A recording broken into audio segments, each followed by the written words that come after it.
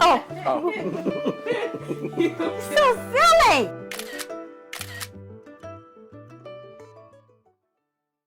10 years, I woke up one morning, came downstairs, and she had a preacher in the living room. Oh, please don't air this. It's like I sabotaged you The or whole something. family was Desperation. in. They said, "Do you?" I had to say, "I do." Y'all are making something up. No. It's something like that. For real. How did you two meet? At a fashion show. There was a fashion show going on in Boston, Massachusetts. And at that time, I was the #1 disc jockey in the city. And I saw her, and she did a deep knee bend. She was a model and went on to be a fashion designer and a trainer of models. And that's when I first remember meeting you. That's correct. You were the greatest MC, and I had to have the best for my fashion show. No, the first day was disastrous because I invited her out, and she came to check me out, and she didn't like anything about me. I was starting out as a disc jockey at the time, so I was poor. I was living in one room, no cold water flat. And she must have thought I had money. She pulled her Cadillac up to my place and dropped her top and looked, and what happened? Well, none of that is, only some of that is true. I did not have that opinion of him being poor at all. Snooty. Because he lived on one of the most expensive streets in Back Bay, Boston. Back Bay, Boston. We got married in our apartment. The preacher came to our apartment and performed the ceremony. Her July birthday. 10th, the day of my birthday. Her birthday, and I thought everybody was coming over just for her birthday celebration. And they were all coming by talking about congratulations. I said, it's her birthday. And then I found out it was my wedding day. Listen, I couldn't take it. We both grew up in Christian families, and I had enough of enough. So I said, either you do or you don't. So, he had a choice to leave right then or not. Either marry me or get out. That's right. That was it. Oh, this is better than I thought it was going to be.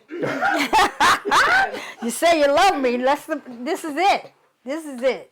Okay, it's today or never. He had the opportunity to leave Buffalo and attain a very good job at the #1 radio station in Boston. And as he is now, he's one that doesn't meet a stranger.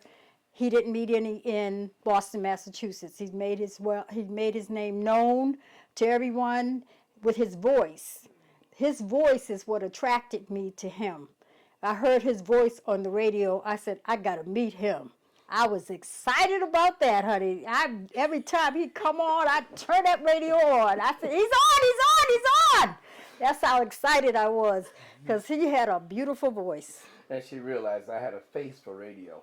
When I was on the radio station, she had a niece. And her niece used to come by the radio station on her way to school. And she would stand outside the window and wave at me, and I'd go out and I'd talk to her. And after a while, she started bringing me pictures of her. So I fell in love with her picture before I even met her. Had her measurements on there, 24, 36, something like that. And so the niece is the one that really kind of set it up. So by the time I saw the fashion show and I related to the picture the girl that showed me, I said, whoa, that's her. But I had already grown an attachment to a picture.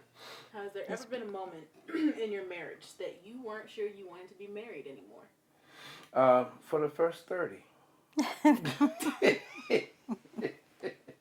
I think the hardest part about being married is learning more about the individual that you have chosen to spend the rest of your life with. Even though you should learn way before, ahead of time, but in a relationship, it's almost like it's a constant learning experience, growing experience, loving experience. The greatest challenge I had, I realized that a piece of paper didn't make us man and wife. The marriage certificate didn't do it. But the moving, the shaking, the changes, because she has a very strong mind, and when she makes up her mind to do it, she does it. I'm a single man. I meet her, I marry her. She goes out and adopts 2 children. And so now I just have an instant full house, a blended family. And she did it on her own. And because I love her, I accepted them and went along with all of that. And from that point on, she continued to pick up strays for the rest of our life. You know, I went from 0 to 3. I mean, it seemed like it was almost overnight. And then we added on as we kept living. Of course, you know, I had some children before we got married. And so we had to blend all of those in too. But the children have been a blessing to us. 9. Is it 9? Can keep count. Yeah, close enough. Set the atmosphere. Yeah. I like to be romanced. I like to go out to dinner. I like all that kind of stuff. So did you have to teach him then? Teach me Yeah. and encourage me to get 5 jobs. Who ends the fights? She does. I do. You know, because she'll shut down until everything just kind of passes over. And then we'll regroup. And from that point on, pick up what pieces are left and move on. Okay. He's a person Right. that has great humor, as anyone knows him. But aside from that, he doesn't allow anybody to steal his space or his joy. I'll have a bad moment. I might give you a bad minute, but you can't have a whole day. There's never been a moment that you were like, nope, don't want to be married. It's being recorded. No. I think you have. Kids are gonna see it. I know. I think I've had moments where, you know, this is not going to work out at the very beginning. You know what I mean? But over time, I think I'm a woman of great faith and I'm a prayer warrior. So with that sustained me. And I believe it was a marriage that was meant to happen. The wedding. Yeah, The second wedding. I was going to say the same thing.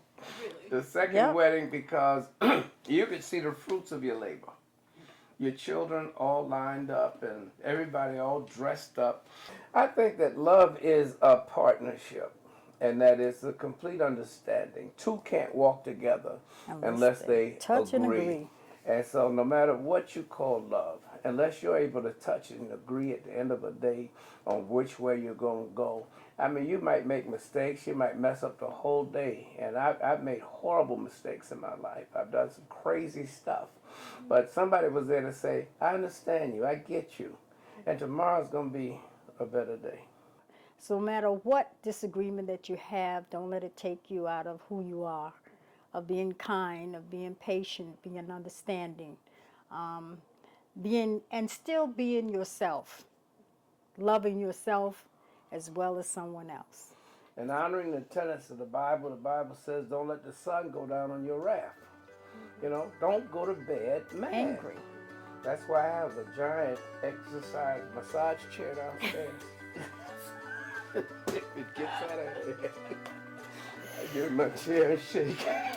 You shake the anger out. Shake it right out there. I'll be there in a minute. Yeah, love is definitely one that has to be patient, that's for sure.